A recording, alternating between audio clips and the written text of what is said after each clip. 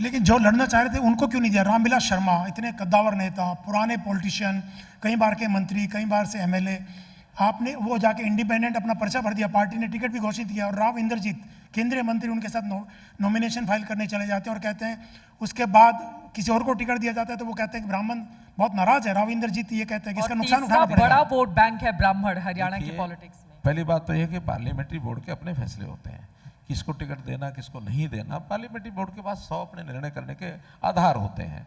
अब उनके आधार के अंदर उनको ये लगा होगा कि रामविलास को चुनाव नहीं लड़ाना तो नहीं लड़ाना।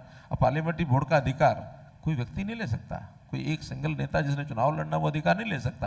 निर्णय पार्लियामेंट्री बोर्ड का हुआ कि उनको चुनाव नहीं लड़ना तो एक दिन उनके मन में जरूर आया, किसी के मन में भी आ सकता है कि मैं इतने लंबे समय से चुनाव लड़ रहा हूँ और अब मुझे चुनाव के लिए अचानक मना कर दिया गया। बड़े बड़े नेताओं को मना किया गया, पार्लियामेंट बोर्ड ने मना किया।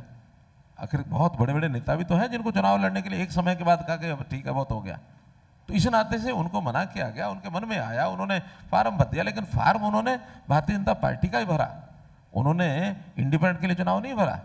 आखिर तक उनको लगता था कि शायद पार्लियामेंट्री बोर्ड मुझे चुनाव में टिकट दे दे।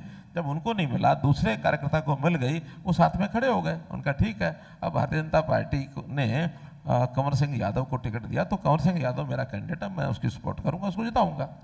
मनोहर लाल जी, एक और सवाल है, क्या बीजेपी बहुत ज्यादा दबाव हरियाणा में महसूस कर रही है? ये सवाल इसलिए क्योंकि आपको 9.5 सालों के मुख्यमंत्री के बाद हटाया गया, सैनी साहब को सीएम बनाया गया, मैं फिर कह रहा हूँ हटाया नहीं गया, 18 सालों के मैं फिर कह रहा हूँ हटाया नहीं गया। ये जो आप लोग कोई चीज को सेट करने की कोशिश करते हो, कुर्सी का मोह तो ऐसा होता है ना, मुझे नहीं है। हाँ। आप कहो तो मैं अभी उठ करके नीचे चला जाऊँ, ये भी कुर्सी है। ठीक है, मेरा काम जमीन से जुड़ा हुआ काम है। मैंने जीवन में कभी सोचा ही नहीं कि इस प्रकार की कुर्सी पर बैठूंगा। गांव में पिताजी किसान थे, उनके साथ मैं खेती करता था। मैंने अपने यानी हाथों से सब्जी वहाँ से तोड़वा करके और रोहतक में बेचने के लिए साइकिल पर जाया करता था। उसके बाद मेरी पढ़ाई हुई, 11वीं 12वीं पढ़ाई करने के बाद मन में आया था पढ़ाई में थोड़ा ठीक ठाक था तो शायद कहीं डॉक्टर का एडमिशन मिलेगा, संयोग से थोड़ी कमी रह गई, नहीं मिला।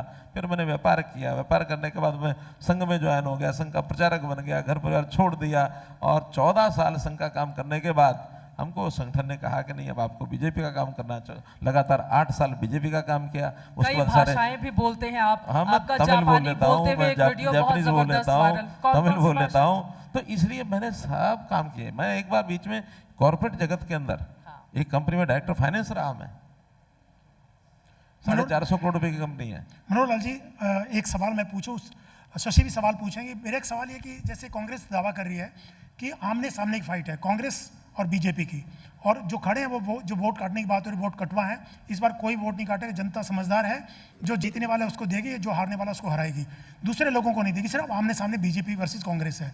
तो आपको भी लगता है कि बीजेपी वर्सेस कांग्रेस है और बाकी जो खड़े मैदान में उनका कोई अस्तित्व नहीं है? देखिए, लगभग तो बीजेपी कांग्रेस ही है, लेकिन कहीं कहीं इंडिविजुअल्स का तो थोड़ा बहुत प्रभाव होता है।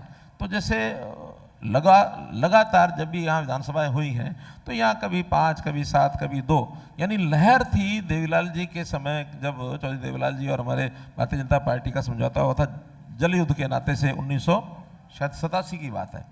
हम लोग 80 सीटें जीते थे, 5 सीटें कांग्रेस जीती थी, 5 फिर भी इंडिपेंडेंट जीत गए थे। उतनी लहर में भी 5 इंडिपेंडेंट जीत गए। तो इसलिए ये 2-5% लोग कौन कौन जीत सकते हैं, ये आखिर में जाकर के विश्लेषण बढ़ता है। मौसमी सिंह सवाल पूछना चाहती है सर आपसे। सर, मेरा सवाल ये है कि हुड्डा साहब ये कहते हैं कि लोकसभा में हाफ हुए और विधानसभा में बीजेपी साफ हो जाएगी। अगर ऐसा होता है तो हार का ठीकरा किसके मत्थे होगा? अगर आप जीतते हैं, बीजेपी जीतती है, तो जीत का सेहरा किसके सर पे होगा? पहली बात तो है कि काल्पनिक प्रश्नों का कोई उत्तर देने का मतलब नहीं, ये अगर मगर का कोई विषय नहीं। अगर वो लगाता है जिसको लगता है कि हाँ भाई कुछ होने जाने वाला नहीं है, अगर लगा के बड़ा सा प्रश्न खड़ा कर दो। हमारे गांव में मेरा पड़ोसी था तो वो कहा करता था अगर कोई विषय होता है क्या, अगर मैं कह दूं अगर मेरे बाप दादा परदादा ना मरते तो सारी दुनिया हमारी होती, तब होते ही नहीं। तो अगर का कोई विषय नहीं है, बिल्कुल स्पष्ट है कि भारतीय जनता पार्टी की सरकार बनने जा रही है और मैंने उसके कारण बता दिया आपको, एक नहीं कई। भारतीय जनता पार्टी दिनों दिन, क्योंकि लास्ट में चुनाव बनता है, आखिर में 10 दिन के अंदर चुनाव बनता है।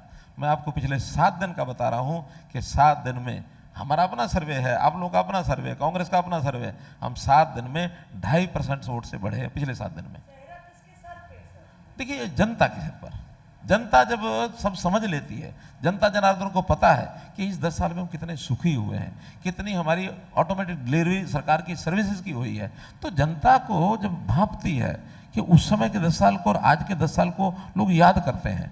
कांग्रेस आज भी उन नौकरियों की जिनकी हम बात करते हैं कि बिना पर्ची खर्ची के नौकरी देते हैं, ये कहते हैं नहीं, हम आएंगे 2 लाख नौकरियां हम बांटेंगे, बांट करके हर विधानसभा को 2000 नौकरियां मिलेंगी और फिर जो 50 वोट देगा उसको एक नौकरी देंगे। हुड्डा साहब कह के गए हैं कि उनका पूरा घोषणा पत्र आपने कॉपी कर लिया है संकल्प पत्र के देखिए ये किसी का कॉपी नहीं है। अगर मैं उनके घोषणा पत्र और अपने घोषणा पत्र की तुलना करता हूं तो उन्होंने कोई हिसाब नहीं लगाया घोषणा पत्र बनाते समय। उनको मैं कहता हूं, मैं तो चूंकि मुख्यमंत्री के साथ साथ पिछली टर्म में वित्त मंत्री भी था और वित्त मंत्री के नाते मुझे पता है कि कितना वजन हमको सरकार के ऊपर डालना है, कितनी जनता की सेवा करनी है, ये एक हिसाब किताब होता है। एक पलड़ा दूसरा पलड़ा बराबर रखना पड़ता है। हम अपने संतुलन रख करके सारी घोषणाएं करते हैं और उन्होंने उसमें अनाप शनाप घोषणाएं की हुई हैं। हमने उनकी कोई नकल की नहीं है, हमने हिसाब किताब लगाया है। वो बिना हिसाब किताब करके घोषणाएं करके गए हैं। आप एक एक बिंदु उठा करके देख